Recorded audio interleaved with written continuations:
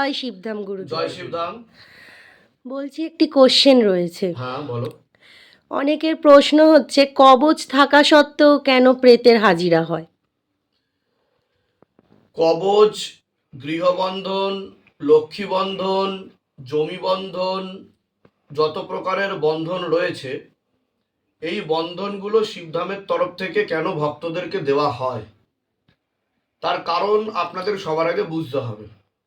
তাহলে বুঝতে পারবেন যে কিছু মানুষের কবচ থাকা কারণ সত্ত্বেও কেন সমস্যা তৈরি হয়।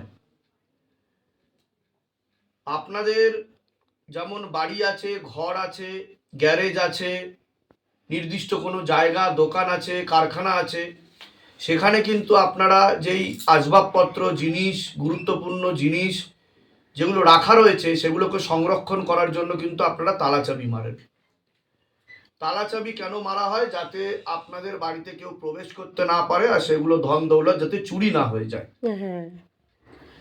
ঠিক সেরকম ভাবেই আমাদের জড়া জগতের পাশাপাশি একটি পরা জগৎ রয়েছে। এই পরা জগৎ হচ্ছে সূক্ষ্ম জগতের সাথে যুক্ত।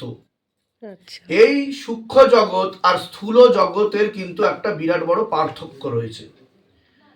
সূক্ষ্ম জগতে যে অশরীরী আত্মা বা অতৃপ্ত আত্মা, যেগুলোকে অশুভ শক্তি বা ভূতপ্রেত বলা হচ্ছে, তারা কিন্তু খুব সহজেই আপনার যে কোনো জায়গায় প্রবেশ করে যেতে পারে।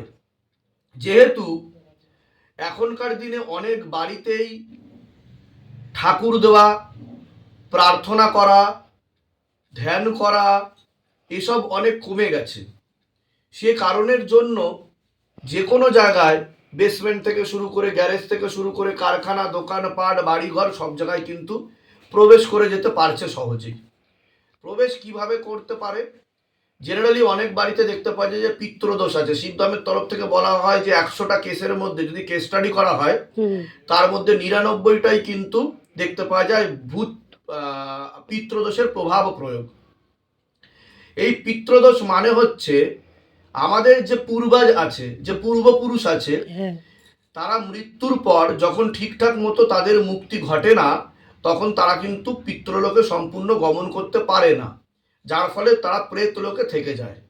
কিন্তু যেহেতু তারা আমাদের বাবা, কাকা, জ্যাঠা বা তারও পূর্বপুরুষ রয়েছে, এমন দেখতে পাওয়া যায় যে অনেক পুরাতন পিতৃদোষ, যে 3 পিঢ়ির পিতৃ, 2 পিঢ়ির পিতৃর মুক্তি ঘটেনি, তারা কিন্তু আমাদের কর্মে বাধা উৎপন্ন করে। শুধু তাই নয়, দেখতে পাওয়া যায় যে সব ক্ষেত্রে যে পেট বন্ধন যেটা বলা হচ্ছে, যে সন্তান আদি আসতে পারে না, তো এক্ষেত্রেও বংশ আটকে যায়। যেমন পুত্র সন্তান হতে চায় না, আর সন্তান আসলেও কিন্তু তা গর্ভে থাকাকালীন মারা যায় এবং অন্যান্য কাজে বাধাপ্রাপ্ত হয়, ঝগড়া ঝামেলা অশান্তি সে বাড়িতে লেগেই থাকে। সুতরাং এক্ষেত্রেও কিন্তু জমি বন্ধন ও গৃহবন্ধন করতে বলা হয়। এছাড়া আমাদের যে বাস্তুদোষের কথা একটা বলা হয়, এই যে বাস্তুদোষ, এই বাস্তুদোষ কি কারণে হয়? কারণ আমাদের কতগুলো দিক আছে। যেমন উত্তর পূর্ব দিক। উত্তর পূর্ব দিক হচ্ছে ঈশান কোণ বলা হয়। এই ঈশান কোণে জেনারেলি সাধনা, তপস্যা, ঠাকুরের পূজা অর্চনা এসব করা হয় এবং এটা একটা শুভ দিক হিসাবে মানা হয়। সব দিকেরই অবস্থান গুরুত্বপূর্ণ, কিন্তু সব জায়গায় কিন্তু সব কাজ ঠিকমতো হয় না, এটা আমাদের বুঝতে হবে। সে কারণে কিন্তু সবকিছু কর্মের একটা আলাদা আলাদা বিভাগ করা হয়েছে। যেমন বাথরুম, ওয়াশরুম, কিচেন একদিকে করা হয়, কিচেন একদিকে থাকে, বাথরুম ওয়াশরুম একদিকে থাকে, বেডরুম একদিকে থাকে, ড্রয়িং রুম একদিকে থাকে, ওয়েটিং রুম একদিকে থাকে, গ্যারেজ একদিকে থাকে, কারখানা বা দোকান একদিকে থাকে, বেসমেন্ট একদিকে থাকে। তো এগুলো বুঝতে হবে। তো যেখানে আমরা যেরকম কর্ম করব সেখানে কিন্তু সেরকম এনার্জি কাজ করে। অতএব উত্তর পূর্ব কোণ হচ্ছে যে কোনো জমি বা যে কোনো বাস্তুর একটা ভাইটাল দিক। সেখানে যদি আমরা বাথরুম, ওয়াশরুম, কিচেন এগুলো করি, সেক্ষেত্রে দেবদোষ লাগতে পারে, এছাড়া বাস্তুদোষও লাগতে পারে। তার কারণ হচ্ছে, কেন আমি কিচেনের কথা বললাম, কারণ ম্যাক্সিমাম বাড়িতেই কিন্তু মাছ মাংস ডিম আমিষ রান্নাও করা হয়, আহারও করা হয়। অতএব এই জিনিসগুলো মান্যতার দরকার আছে। এবার যারা এই জিনিসগুলোকে মেনে প্ল্যান ভাবে নিজের বাড়ি ঘর তৈরি করেনি, তারা কিন্তু প্রথম থেকেই একটা ভুল কাজ করেছে। তো নতুন করে আবার ভেঙে সেটা করতে গেলে অনেক সমস্যা তৈরি হয়। অতএব যেমনভাবে প্রত্যেক বাড়িতেই আপনারা যখন কোনো একটা জায়গায় যান তালাচাবি মারেন, সেরকমভাবে কিন্তু গৃহবন্ধন, লক্ষ্মী বন্ধন, জমি বন্ধন করা উচিত, সকলের করা উচিত। এর ফলে কি হবে, কোনো যদি দোষ থাকে, সেরকম পিতৃদোষ, বাস্তুদোষ এইগুলো যদি থাকে, বা তন্ত্র দ্বারা বা টোনা টোটকার মাধ্যমে যদি কেউ কারোর ক্ষতি করার চেষ্টা করে, তো সেগুলো সম্ভব হবে না।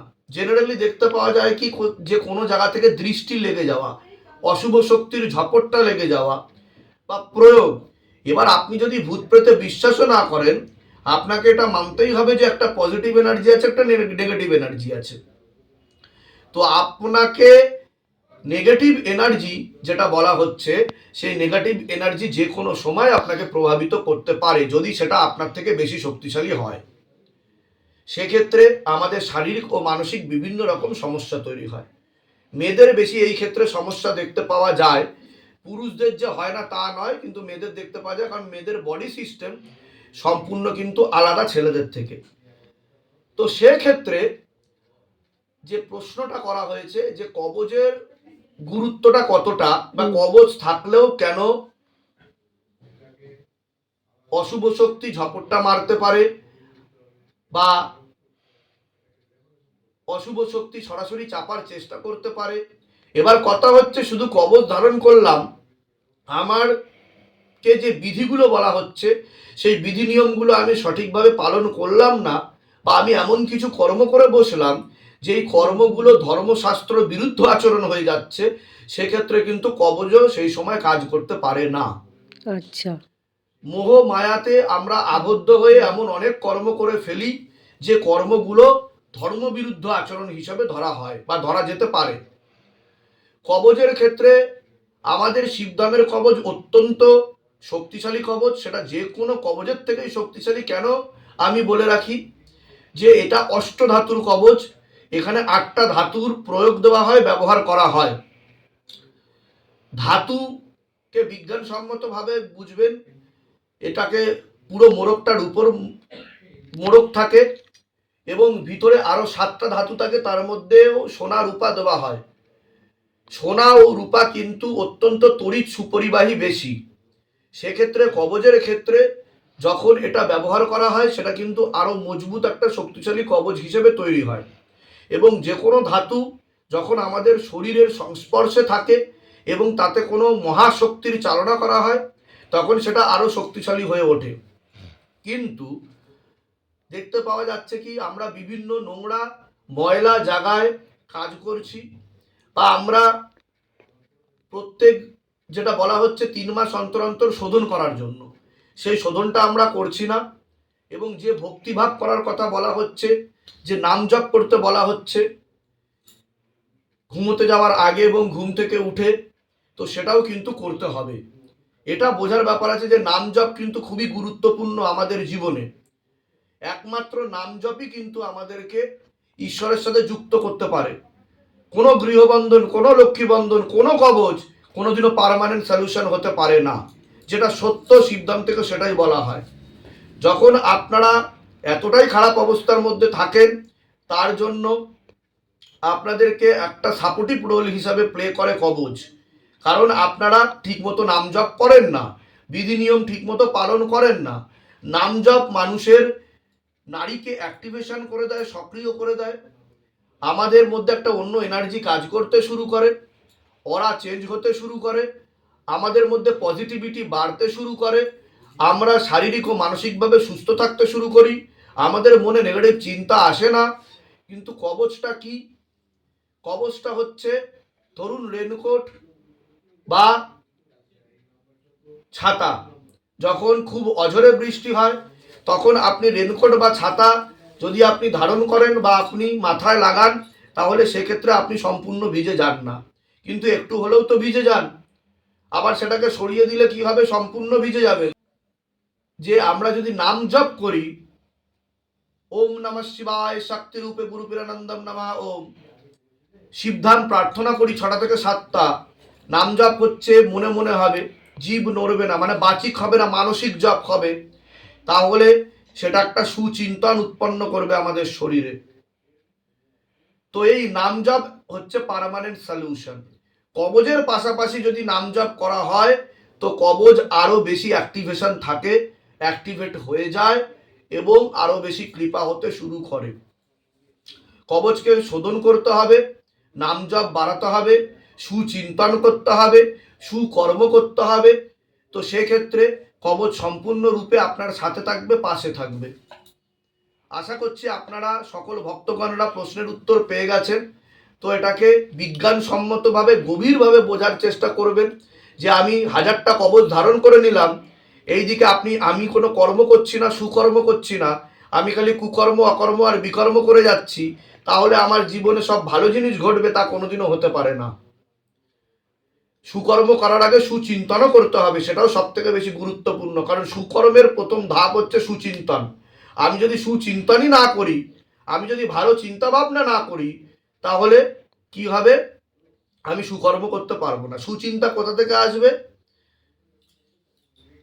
সৎ দৃষ্টি, সৎ ভাবনা, সৎ শ্রবণ, সৎ ক্রিয়াকলাপের প্রয়াসের মাধ্যমে। আমরা যদি চেষ্টাই না করি, আমরা যদি দৃঢ় প্রতিজ্ঞ না হতে পারি, তো নিজেদের প্রতি নিজেদেরকে কড়া হতে হবে, না হলে আমরা কুকুর বিড়াল ছাগলের মতো পশুসুলভ আচরণ করব এবং সুস্থ স্বাভাবিকভাবে বেঁচে থাকতে পারবো না। আপনি 1000টা কবজ লাগিয়ে নিন, 1000টা গৃহবন্ধন লাগিয়ে নিন, 1000টা জমি বন্ধন লাগিয়ে নিন, 1000টা লক্ষ্মী বন্ধন লাগিয়ে নিন, আপনার যদি অসৎ কর্ম হয়, অসৎ সঙ্গ হয়, কোনো দিনও আপনি কিন্তু সুস্থ স্বাভাবিকভাবে বেড়ে উঠতে পারবেন না। তাহলে আমি বলবো অবশ্যই আপনারা গৃহবন্ধন, লক্ষ্মী বন্ধন, জমি বন্ধন কবজ লাগাবেন না, এগুলো আপনাদের জন্য নয়। যারা চেষ্টা করছে ঈশ্বরের দিকে এগিয়ে যাওয়ার জন্য, এগুলো তাদের জন্য অবলম্বন, এগুলো আঁকড়ে ধরে যাতে তারা উঠতে পারে এবং ঈশ্বরের শরণাপন্ন হতে পারে, আরও তাদের কাছাকাছি আনতে সাহায্য করে এই এনার্জেটিক জিনিসগুলো। তো আশা করছি আপনারা বুঝতে পেরেছেন। সকলে সুস্থ থাকুন, ভালো থাকুন। জয় শিবধাম।